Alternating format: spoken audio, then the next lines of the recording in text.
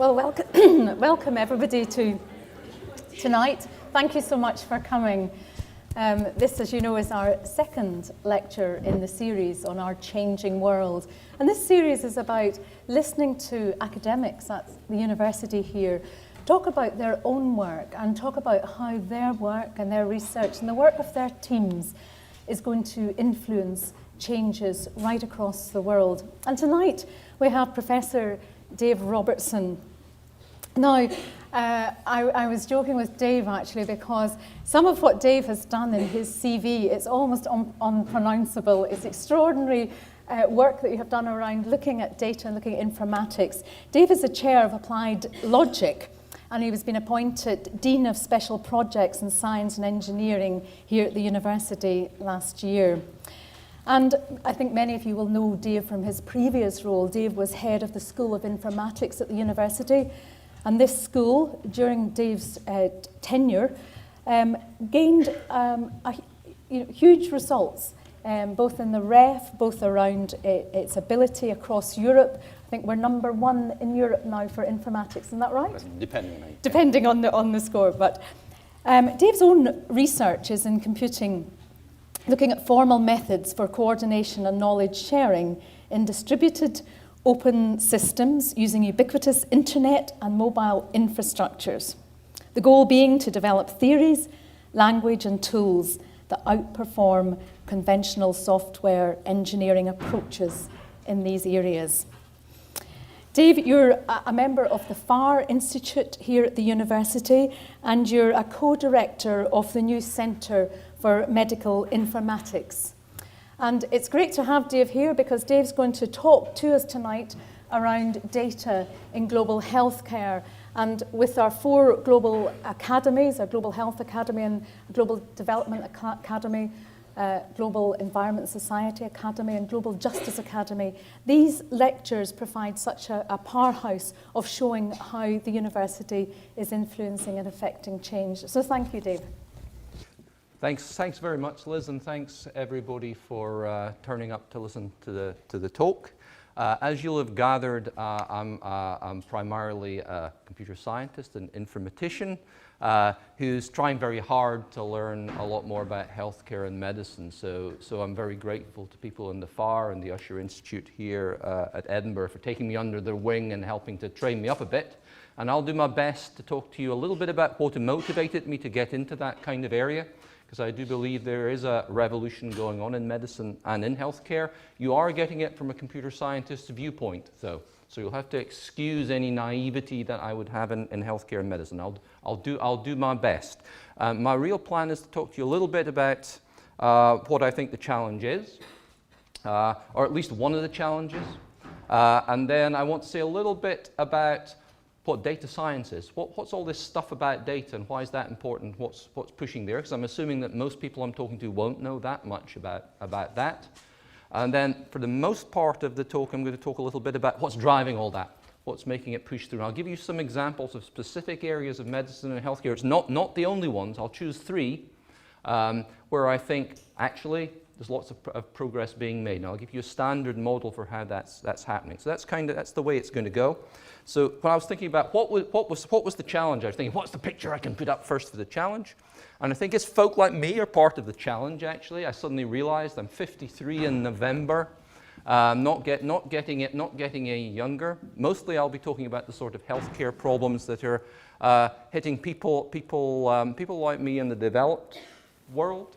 So a bit people with a little bit more affluence and pushing on everything else. So a lot of what I'll talk about is coloured a bit by what's happening locally in Scotland and the UK, but generalises across to other countries. So I'm part of the challenge, and the question is, why am I part of the challenge? Well, Scotland's demographics, 1911 to 2011. Okay, so watch. Here's the demographics for 1911. So bottom is you get older as you go up the pile, right?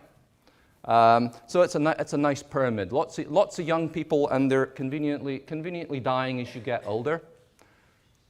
There's 1931, 1951, 1971, 1991, 2011. and it's completely changed. And there's me in that big bulge near the top. We're living for longer. So then we have a big demographic bulge at the top, and as if that wasn't enough, we're getting more than one thing wrong with us typically. Comorbidity. So there's a nice graph showing you. Here's as you get older. Here's you getting older. Here's the number of diseases you're typically having to manage. So that's 0. That's 1, 2, and so on. This down here is more than 8. So as you get older, it's not just that you're living for longer.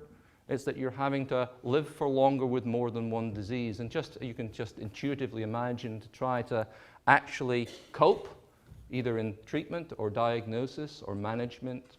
So for people, a population that's living older, getting more things wrong with them, managing them together, it's just an awful lot of complexity. That's just a fact. That's how it is. The other thing that's not very good news is for a health, so that's medicine, healthcare generically. Not very good news for a healthcare system is the funding climate, double jeopardy. So there's a big funding gap hitting the UK, debt crisis across the world, and that's The Guardian, 4th of October 2015, a couple of days ago. And yet another NHS crisis story, 2 billion cash crisis. Don't know if that's true or false, but loads of these stories around. A system under pressure, not good. So that's the challenge that we face. Demographic challenge, comorbidity, not much money to deal with it, even in fairly affluent, well-developed countries like the UK. So that's a problem. That's the problem that we face. So that's that bit. So what about data? So here's my take on the data revolution. Now, first I want to just make sure you understood the kind of scale of data we're dealing with. So here's data. A bit, it's just the basic units of storage. A byte is 8 bits. So letters of the alphabet you can store like that. So very, very small. A megabyte. MP3 track is about 4 megabytes, 5 megabytes complete works of Shakespeare, so getting big, but we're not. I can remember when I used to think that was big. Gigabyte, 20 gigabytes, I believe, is the complete works of Beethoven, because music takes more to store than text. A terabyte, so terabyte's that's starting to get big, I guess. But you probably, if you're reasonably affluent and have a computer at home, you probably have a terabyte hard disk or something, maybe half a terabyte hard disk, something like that. That holds quite a lot of information. So the printed collection of the US Library of Congress would be about 10 terabytes. That's quite a lot. Petabyte, that's 1,000 terabytes. So get about 8 petabytes of programs every month on the BBC iPlayer, for example. So that's streamed video. Exabyte is 1,000 times that. So global internet data is about 80 exabytes. If you believe that, I'm not quite sure. These numbers are hard to actually know even approximately, roughly.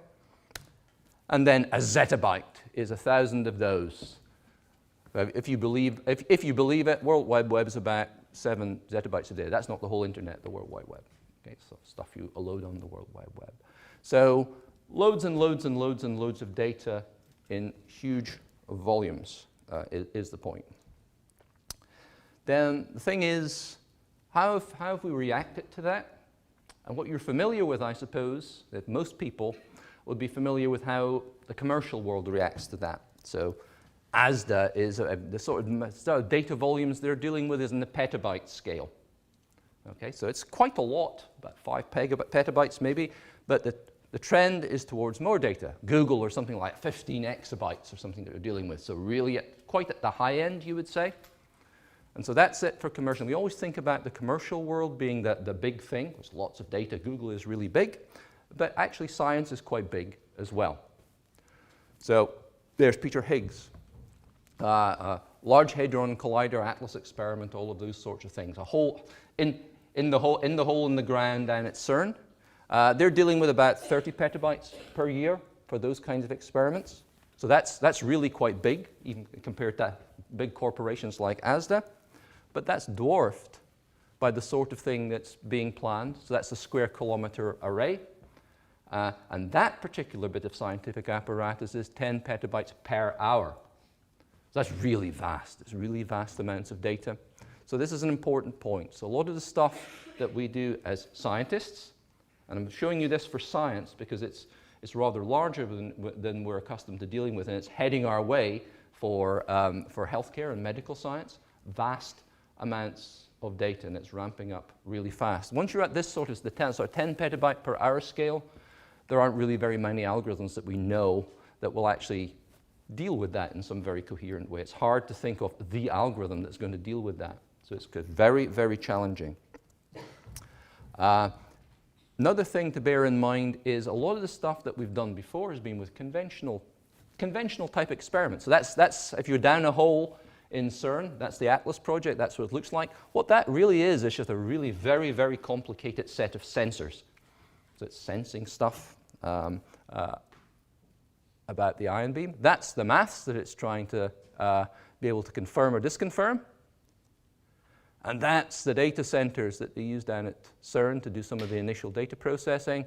30 petabytes per year, and it's a really traditional experiment in a certain sense. Closed community, about 3,000 people out at CERN and around about trying to work out a particular result, working very intensively. And what you have to think about is healthcare and medicine is a lot more complicated than that. Right? There's many very, very complicated systems to have to deal with, the human body and all the things that can go wrong with you. Lots and lots of data you could acquire, many humans on the planet, etc. Okay. So what we're trying to do is we are starting to put in lots and lots of sensors, one way or another, starting to take many readings of the human body and trying to make sense of that. And many different things that we might be able to correlate. So we could just say, let's take loads and loads of data, and we'll try and find all the things that are wrong with by doing correlations. When you look at that, you have to be a little bit careful and ask the question, does that actually make better science? So here's an example of the sort of thing that I mean. So here's a line for you. That's a bunch of data. That's sociology doctorates awarded in the US. This is from tylerweigen.com if you're interested in looking up any of these later. So that's a nice line. And there's a nice line that looks really nicely correlated to it, the red one. And that's worldwide non-commercial space launches. So then you have to ask yourself the question, is there really a correlation between worldwide non-commercial space launches and sociology doctorates in the US? Maybe. Seems a bit dubious to me. You may think of a reason, you may not. You may have a model that accounts for that, you may not. But it's a bit dubious. Let me give you another one. I kind of like these. So here's another correlation. The black line is civil engineering doctorates awarded in the US, I think.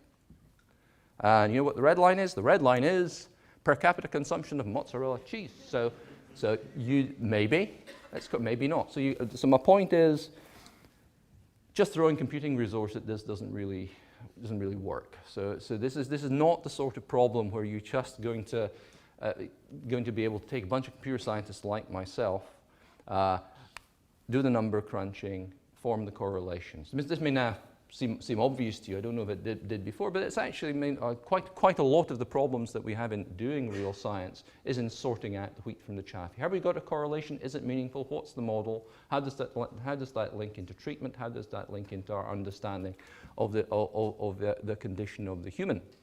So big issue. Number one.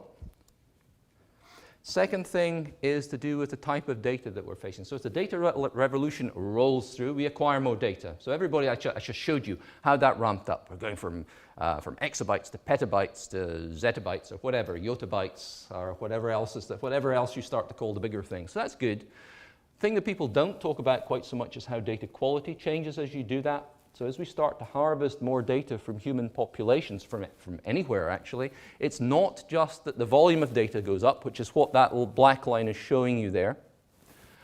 It's also that the type of data changes. So that bit at the bottom there is the sort of data that what people often call enterprise data that you can easily collect and carefully curate institutionally. So the health service might help to do that. And that's quite a small proportion of all the data that's out there, because we're getting social media data, we're getting sensor data, Internet of Things, volumes of stuff. And the vast majority of the data that we're now accumulating is in that area. And that data has many, many different sources of inaccuracy, uncertainty. We don't necessarily trust it. It hasn't necessarily been measured with the sort of accuracy we want. It's not been standardized, all of these sorts of things. So it's not just that the data volume is increasing. It's not just that correlation is getting, well, easier to do but harder to trust. It's also that the quality of the data itself is typically changing. Okay, so that's not necessarily bad news. There's a bigger pool to fish in, but you have to be careful what's in there. The other thing is that we're seeing phase changes in technology. So this, the graph here is the cost for sequencing a genome, so cost per genome.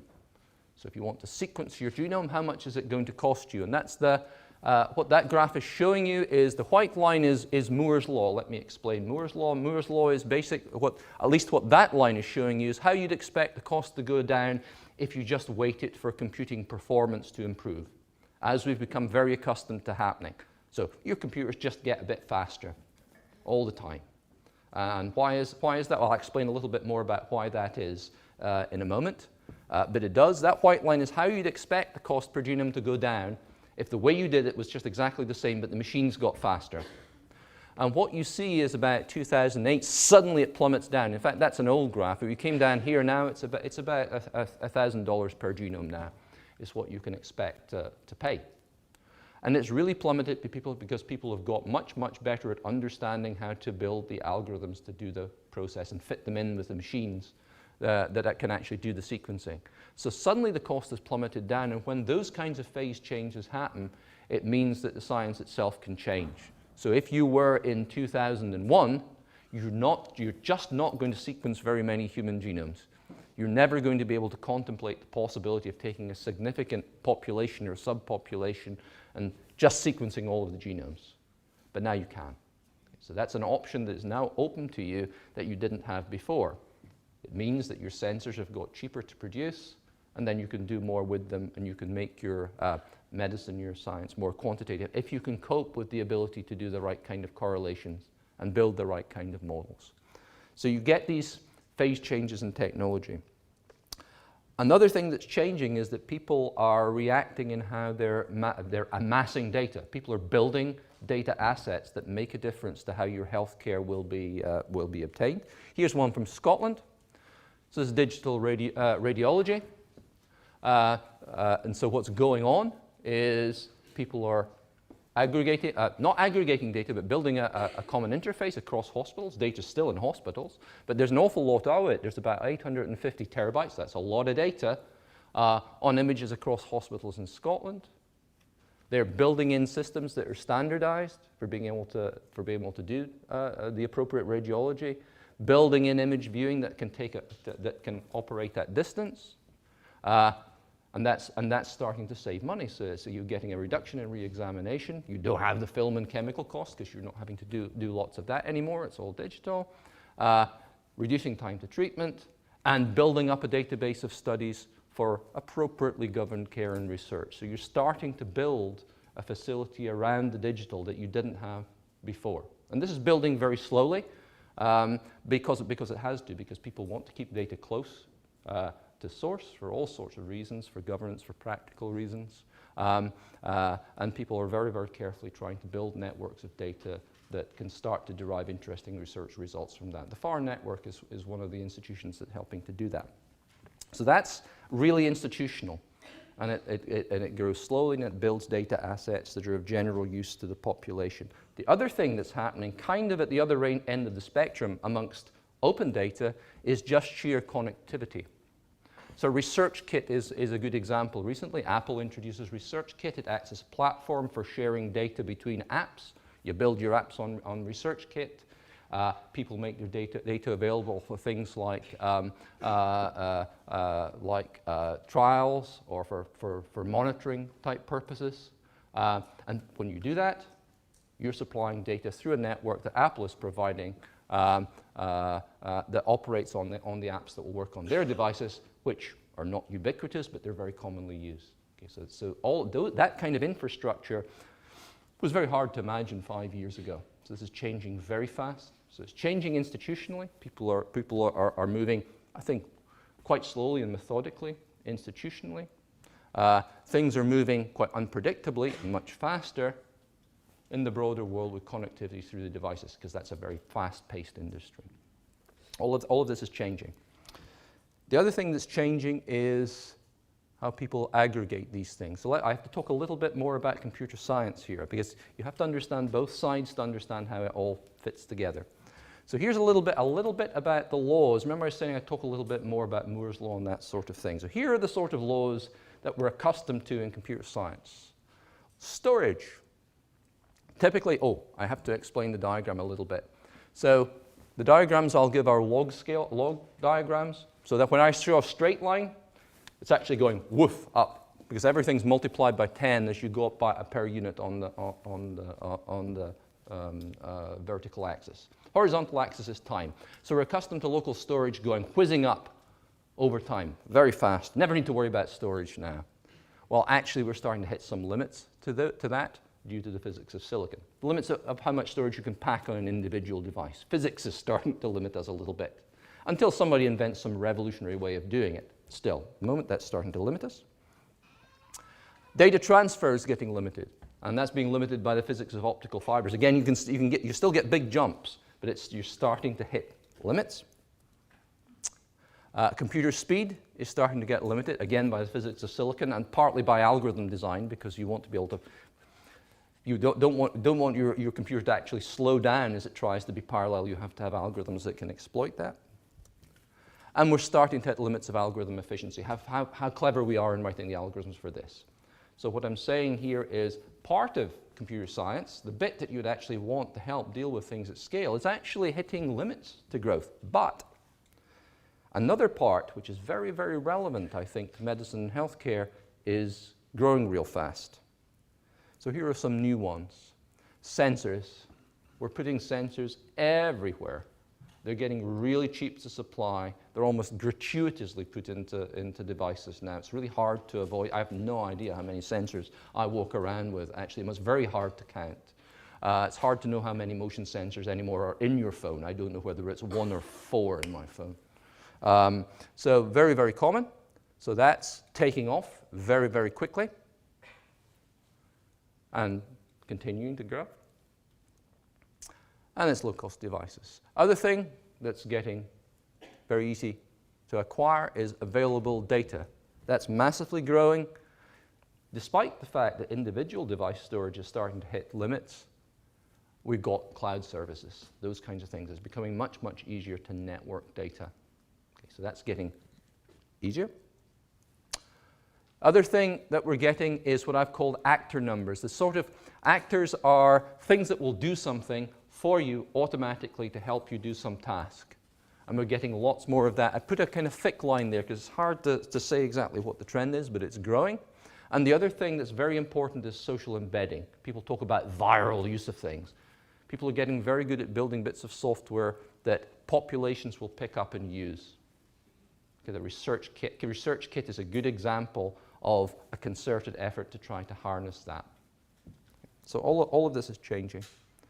And that's really a driver for how a lot of these new healthcare medicine systems are starting to work. You take the sensors, data, the actors, and the social embedding, and you have them cycle in a virtuous cycle, which helps the system to grow. So this is a pattern I'm going to use in a moment for a number of different, about 3 different stereotypical medical healthcare type applications. Okay? So here's what you have to hold in your mind. So the sensors there, they're looking at variables in the real world. They're measuring things about you, your environment, whatever. Data, you're interested in what are the consequences of that, filtering through all of that mess of stuff you're getting from the sensors and inferring things reliably from that. You want to automate the actions from that. Things then happen that you want to automate that are useful. Importantly, you want the benefit to the individual to scale with social use. So the benefit you get back, you want to be more as more people use it. So then it tends to grow across a population. So that's the deal. That's the virtuous cycle, and I'm going to just use that as a template as I go through. So the first one I'll use is stratified medicine. So here's, not everybody, by the way, so I'm going to go through 3 things that are relevant to medics. And if I offend medics, by the way, I'm explaining this. I'm terribly sorry. This is a particular take on it from a data point of view. Okay. So sensors. So what you're interested in stratified medicine is getting data on individual people. I thought this is a good way of introducing the CHI number, Community Health Index. So that's I don't know how many people have heard of that number. How many people have heard of that here? Some people will, but not many. Okay, so that's quite a nice thing. So it's a number that's actually, it doesn't quite uniquely identify. It's not that perfect, but it's pretty close in Scotland. If you have if you go in and you have in your medical records, there'll be a number that identifies you. Okay, and as things change, everything gets added and so on.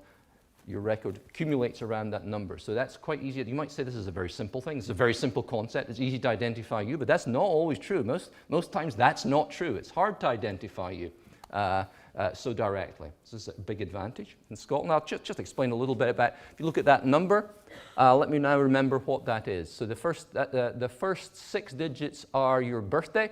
So that's you now know my birthday. That's 11th of November 1962. So birthday coming up next month. The 02 is randomly generated type thing. 5 denotes your sex. Marks out of 10. And it's not marks out of 10. I believe how does that work? If it's an odd number, you're male.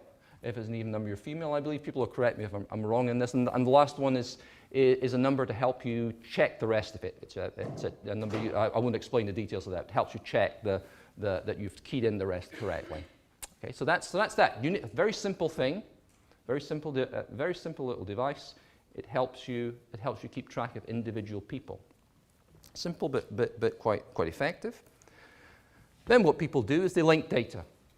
Because you have numbers like that would help you uniquely identify people. You can link across things, your pharmacy, your screening, and so on. And that's of course done with great care, because you do not want to inside the NHS institution. If you're doing experiments like that with people who are authorized to see it, because of course you can find out quite a lot about people that way. So treat it with great care, but linking data so that you can form correlations,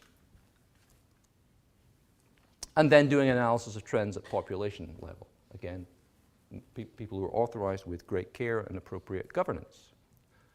And then then where you get the payback for that is targeting treatment by either by geographical region or some other way of stratifying the population, taking a cut through the population, so that you get a bird's eye view of what works, what doesn't, depending on how the population chops up by different features.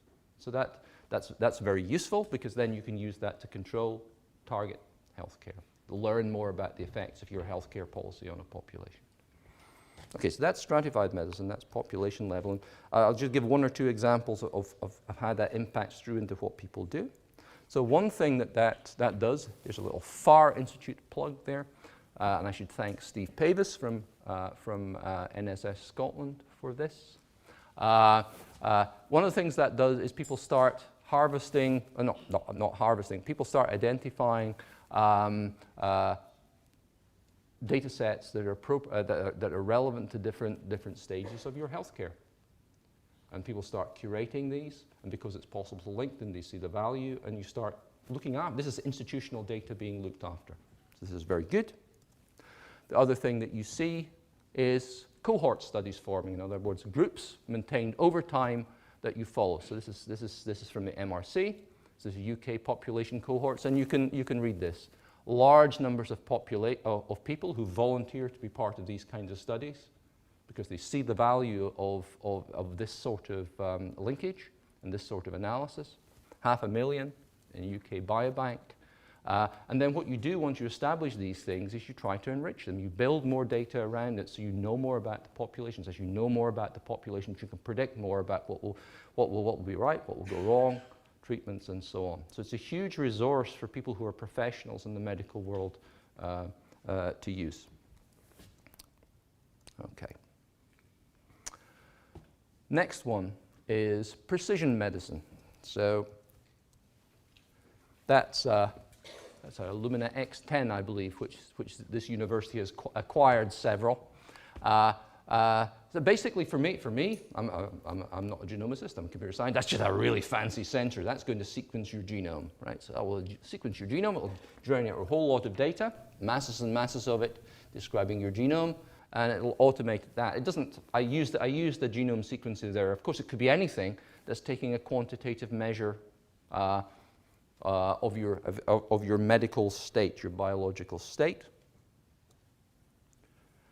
And then what you're doing with the data is trying to infer correlations. What are the concepts there? What are the main features to look for? How do they interlink? And because you've got a mass of data, many gigabytes of data, that's a really difficult data-intensive task. So you can use machine learning, you can use model-based reasoning, all sorts of computational techniques you apply to sift through that mound of data. Then you use that for drug target identification, for example. It doesn't have to be that, but you have some particular route in mind for being able to act on that data. Might be looking for a target drug. And then the social value of that is the target therapy. So you're very interested in being able to find therapies where you know something about that individual in the red circles there that I've targeted. We sequenced her genome, we did some analysis, so we targeted drugs based on her genome, and because we've seen other people like her and we know a lot about her reaction to that particular drug, we know she's likely to respond. Whereas the person standing next to her, because we've done the same process for her, we may know that she's very unlikely to respond, so we can target that therapy. It doesn't work for everything, but often very effective for the places where it does work, and much, much more analysis done there. Okay. And so then we're seeing big new initiatives in precision medicine. This is a recent one of Barack Obama announced in the US. Million people, $130 million for a national cohort, genomic drivers of cancer, building high-quality database and working on interoperability between them. You see the general pattern here. So that's following that same cycle, doing it on large scale and rolling it through big style. This is the third one. This is the last one I'm going to give. So this is to do with real-time analysis, and I'm going to finish up quite close to home once I get through this one. So this one, there's different ways of looking at it, but I thought I would look at it from the point of view of disaster response. So suppose you're interested in disaster response and you want to apply the same kind of model. What you do is you put sensors out in the environment. So you're interested in being able to monitor the effects of whatever it is. Sometimes it's weather, sometimes it's disease, whatever it is in the environment. You build models for doing automated analysis around that.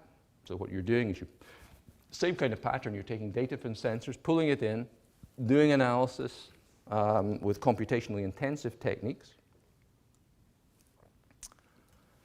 One way of doing it, not the only way of doing it, is to bring people together around this, which I didn't talk too much about before. It sort of made it seem like a lonely occupation, but this is a good time to talk about that. Quite a lot of what people do with data in healthcare and medicine, and also in disaster response, is to do with groups of people working in teams. And you can do quite a lot now with technology and be able to reinforce the team. Actually, it's in depth, actually. That's one of the things that we're noticing a lot in computing science now. We can join together different paradigms. So these people, this is an instrumented meeting room. Actually, I think this may be one of the instrumented meeting rooms we used to have about 200 meters up the road in the Informatics forum. And what you do in some of these is put in as many sensors as you can inside that meeting room to deal with the immediate reaction that people have when they're dealing with a crisis. So you have data coming in from these sensors, it's being analyzed, it's being fed through a meeting room, they themselves are reacting, And then what you want to do is to help them cohere quickly to make decisions. So you do all the things that you can do with data in order to make that decision faster. You do the natural language analysis on what they say. You now have directional microphones, so we can know who's saying what in the room. We can merge together the different bits of data and try and make sense very rapidly of what they're doing. This is quite a difficult thing to do, of course, and it's really pushing the boundaries of what you can do in a human sense. But that's the way it's going. And some of that is starting to get built into devices now. It's the reason why in many high-end mobile phones you will have directional microphones, often more than one, so that you can pick up what different people are saying in the same situation. That's exactly what's happening in that room with some of these microphones, but at that time it was more clunky and they had to be bigger. Okay. And then the idea is that socially that helps you make faster decisions and you have better lead time because you're better at predicting, you're better at reacting. This sort of stuff is quite difficult to roll out, and an awful lot of it is to do with how much you've put in ahead of time. It's still clunky, although of course you do see many things that use the sort of connectivity that I described before to build in reactions on the fly. Ujahidi or something like that, building maps on the fly using mobile phone information is a good example of something which has none of this fancy infrastructure, but is just using all the connectivity we've got to build up a map that helps you to react to some problem or some epidemic. So all of this is very important. And where I wanted to end up the lecture was to talk about something close to home, because I think this is a real challenge. So how many people know what that is? Here, that's very interesting. One. Is there only one person? There must be more who know what that. So that's the Royal Infirmary. At least I hope it is. I hope I got the right photo. Yes, that does look indeed like the Royal Infirmary to me. So that's just up the road. So the big hospital up the road. So the university up there as well. So that's the infirmary there, university up there. And that's an example of something where actually, in my view, a bit of data-intensive technology has penetrated, but not an awful lot. Actually, it's quite a big gap to fill. Actually, even in places that are close to centers of computation and all of that sort of thing, which we are. I'm actually standing in one of the areas that's best known in the world for doing computation. Still quite a long way to go in actually getting all of the things that I described to fit into all of the things that go on in there and surround it. It's a huge gap to fill. And this is not a criticism of the NHS. This is not a criticism of medicine. It's a really difficult thing to do, as you'll have gathered from all of the talk that I've been giving about how difficult it is to do correlations, to fit data together, to get everything to work at this scale. However, huge funding gap, huge challenge from demographics. It's very hard to see, at least for me personally, to see how, without somehow bridging that gap, we can make much progress in the next decade if we want the sort of healthcare to which people like me would aspire. So the big challenge, I think, even locally and certainly globally, is to take things like that, which typically are not, where a lot of the digital techniques I've just gone through in this talk have not really penetrated to the full extent, and with the right governance, the right accountability, the right application of technology, to actually up their game by the 2 orders of magnitude that they probably need to be able to deal with the global crisis that I described at the beginning of my talk. And I am about 4 minutes ahead of time, so I'll leave you with that thought and just give some with the 2 minutes that's left, I should thank some people. Andrew Morris in particular, who has helped me through a lot of the medical stuff. Steve Pavis, from the NHS side, working at the far and a lot of data. Liz Elliott, who works with me on some of the new projects we're doing on data sharing and healthcare stuff. And I should mention these initiatives, FAR especially, Data Network across the UK, Turing Institute on the computational side for data, another network across the UK. And if anybody's really interested in what I do, these are URLs from recent projects. Thank you very much for listening.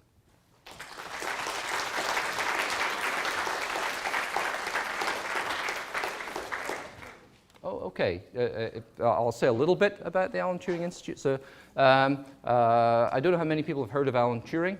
So Alan Turing is probably one of the most famous computer scientists ever in the world. I don't think he maybe thought of himself as a computer scientist, but he invented many of the fundamental concepts, and he was British, so we're very proud of him.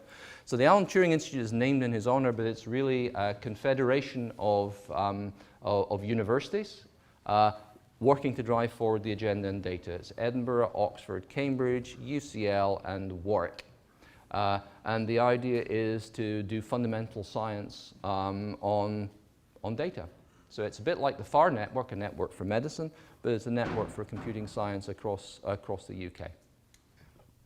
My name is David Lord. I'm interested in data security, and that's one thing that you haven't referred to in your lecture. Would you like to comment on data security in all this sharing of information? Yeah. So you correctly identified. I didn't want to put it in the talk because then I'd have had a second talk to give, and I'm not an expert in data security. So I hesitate to rush in too much in that area. But I think it's a really difficult problem because had I given the talk, I'm not going to give an extra talk. Had I given the talk, I would have started talking about de-identification and anonymity and how identification is so easy even where you think you've de-identified. So that's the basic problem that we have with data sharing. So even if you didn't have your Chi number, which would uniquely identify, it took all of that away. It still would be probably quite easy with enough data to be able to identify you from your genomic record, or even just from things like date of birth and sex and postcode. That would be enough. So it's very, very easy to identify people from fragments of data. And so personally, so I'll give you my personal view. Standing here, I feel a tension. So the tension is the following thing. If you're dealing with data, you have a duty to protect the individual. And most of governance around data in the NHS and healthcare does that very effectively. Problem is, you'd like to be able to share data in order to make people better.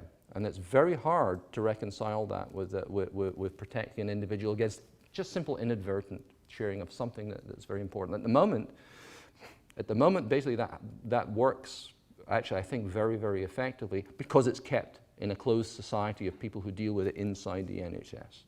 So, and governance is extremely strict. It means that experiments are extremely slow.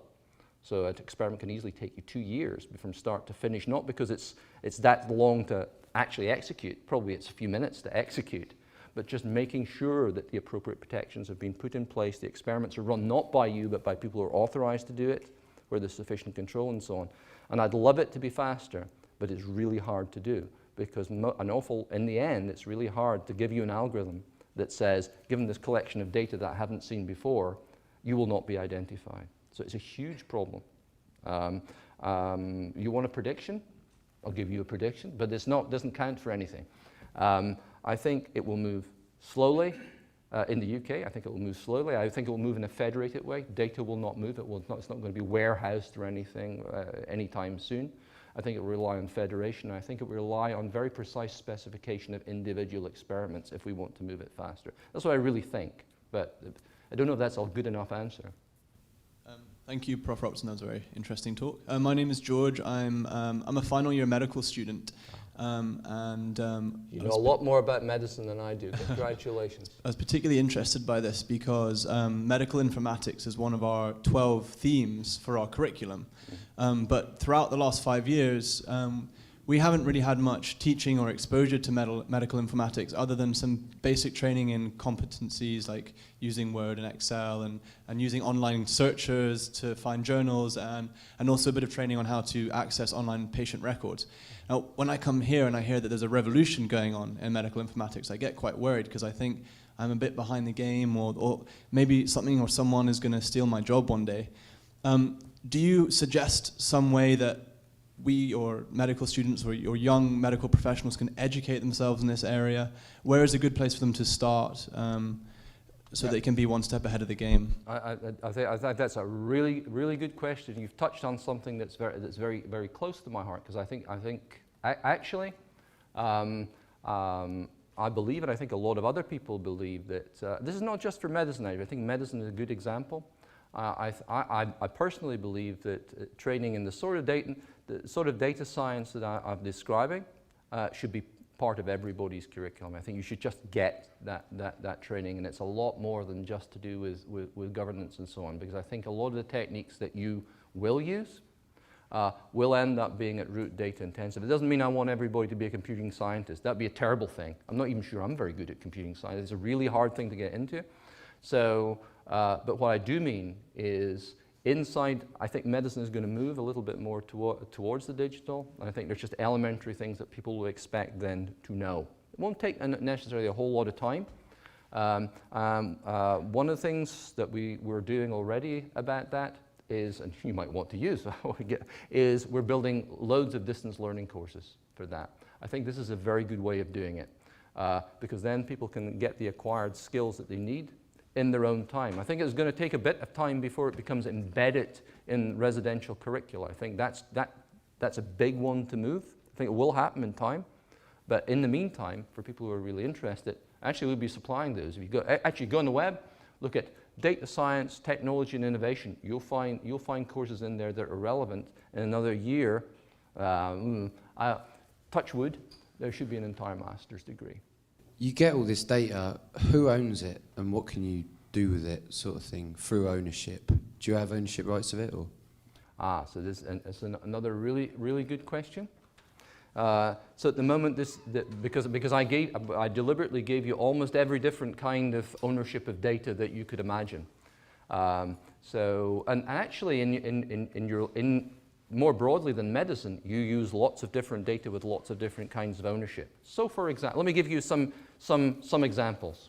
So there's the kind of research kit type example where you'd be working with some app that's in research kit, and you're basically whatever it is that you're supplying through the app, you're giving to whoever it is that's taking. You're kind of freely delivering data. Or it's a social networking site, patients like me, that kind of thing. You're supplying data because you're getting a service from the site. You're helping to connect other people with similar conditions and so on. You're supplying them with data of your own volition. So that's one aspect of it. Basically, you're giving it away, which is not necessarily a bad thing as long as you're comfortable with that and you know the conditions under which you're giving it away, which comes back to my security point. You know, if you're happy with that kind of de-identification. It's often quite difficult to actually understand the actual terms and conditions for some of these things, but people, you make your decisions.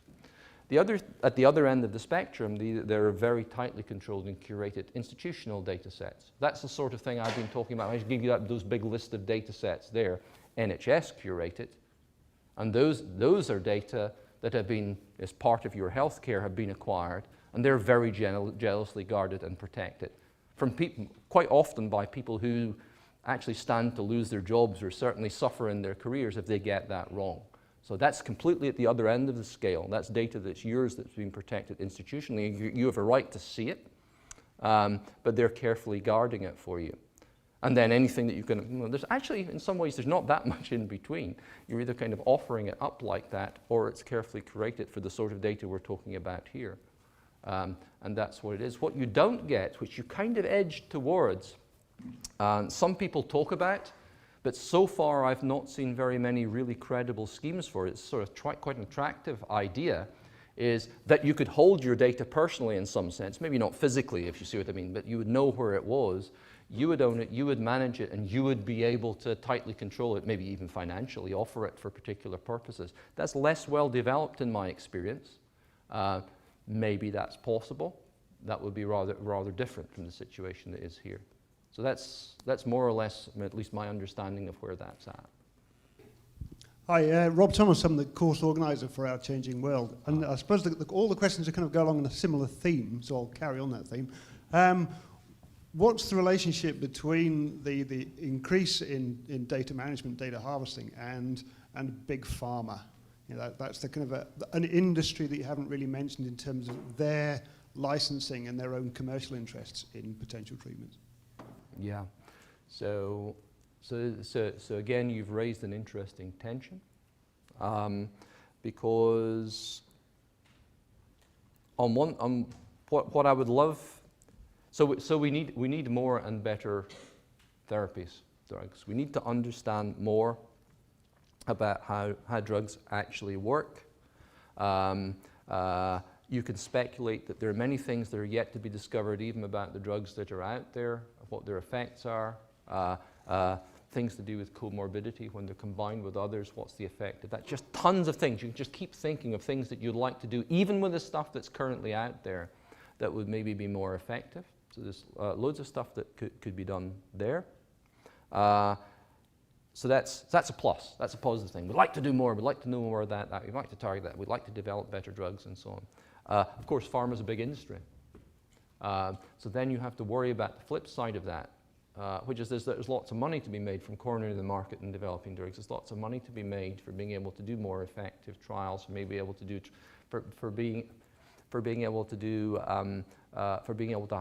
acquire data from countries that might be prepared to help with that, sell data for those kinds of things. And then we're into all sorts of issues of ethics that other people in this room that will understand, hello, will understand much more closely than I about the conditions under which you should or should not be interested in doing that.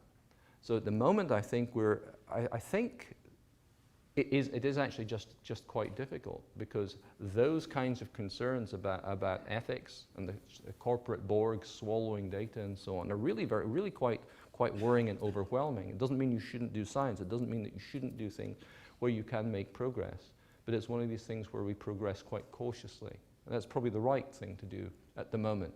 I'd love to believe that in another 5 or 10 years we would know more about the techniques, and actually computer science would be a bit better at dealing with things automatically, so we could relieve some of those tensions. But we're not quite there yet, actually. This is also new. I mean, it's the last 5 years a lot of this stuff has really become practical. You can only move so fast. Hi there, my name is William and I'm a first-year sociology student. And just a couple of days ago, actually, I was reading an article online about the deep web. And for those of you who don't know, it's like, apparently it's like 85% of the internet, as opposed to the surface web, where it holds a lot of information that's confidential and not available to the public. So with that in mind, with this huge data revolution that's going on, as a sociologist, I'm starting to kind of doubt whether that progress is actually going to be beneficial, because with the fear that it's going to develop into something like that's not as useful as such as the deep web, it kind of makes me question what the true purpose of being able to share so much data really is. So I just kind of want your opinion on that. Yeah. So the first thing I think to say is this is a good paranoia to have. So it's always good to question that. And it's not just that so when you're talking about the deep web, there's different aspects of this. So one is the deep dark web, the bit where you kind of imagine that there could be all sorts of nasty stuff going on. And then there's also just the internet in general, just stuff. There's stuff that people are trying to keep away for. Maybe they're nasty, maybe they're not, but they want to keep it hidden, so it's not on the conventional web, or not the easily accessible web. And there's other stuff that's just hard to access, just because it's hard to access, just because it's actually not easily accessible on the web. There isn't a nice interface that allows you to access it. Something as simple as data that's stuck in a big complex file, you never get at it. So all that stuff. So actually there's two things. One is stuff that's deliberately being hidden, for better or for worse. The other thing is stuff that's hidden just because nobody thought about how to make it accessible, and maybe it could have been some use to you. And so people are working on both things. Exactly, but that wasn't your real question. Your real question was, actually, is that a good thing? Should we be doing all of that? And unfortunately, or maybe fortunately for me, I suppose, not an awful lot you can do about that. That just is. It's a bit like saying, wouldn't it be nice if we could switch off our electricity supply? Not much of society now functions without the bit that we know how to use. So I think what there is there an obligation for people who are engineering these systems. It's the people who are going to build the kind of mainstream stuff. So a lot of the stuff I'm talking about from the NHS or from these kind of more credible data sources is not on the deep web. And that's stuff. The problem we have there is an awful lot of stuff is on pieces of paper, actually. That's the real problem we have there. A lot of it's unstructured data. We can't get at it. Not because anybody wants to hide it, but just because it's in a form that's quite difficult to manipulate. So that's a big problem. And there's all this other junk or whatever it is. Well, that's a problem. I'm not so sure it's a specific problem for healthcare, per se. It's a problem for society per se. But all of that is just an artifact of our technology. Now, we stand here, technology does lovely things for us, very hard to switch off. Wouldn't be many days if we switched off the internet, wouldn't be many days until society came to a halt. I don't know, would it be a week? I don't know, because most of what we do wouldn't function anymore. It's just, we placed those bets already. So I think the best attitude to have is a bit of constructive paranoia, good idea, but then we have to go with the technology wave. I would say that, I'm a technologist, but there aren't too many other opportunities, actually, and certainly for healthcare and medicine. Tell me of another way to cope with the demographic problems that we face, because it won't be pushing money at it. You couldn't possibly employ enough people to give you the healthcare that first slide with the demographic bulge will demand in this country in a decade. So you can't do it manually. And so that's the sort of challenge that we have. So you have to embrace technology a bit, I think. Thank you. I'm John Thompson from the University of St Andrews. I'm also a computer scientist, unfortunately. I'm sorry. Oh, hard luck. So you talked about two main approaches here, one of which was the kind of NHS big data kind of approach, and the other was the sort of Apple approach, where it's kind of a private sector approach. But I'm very depressed about one of these and very hopeful about the other. So I think private sector stuff is going to whoosh past. It's going to be great, right? It's going to be amazing what stuff we're going to be able to do. But the governance of data, for right and for wrong reasons in the UK, is incredibly short-term. Their incentives are incredibly looking at short-term, and the governance of data is really, really risk-averse.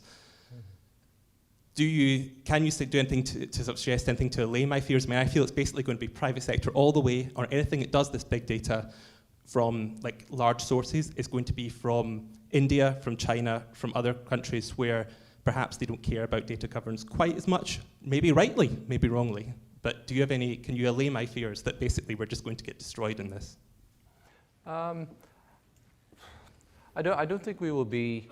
I do agree that there's a wave of freely offered data on the internet, so that's a big thing.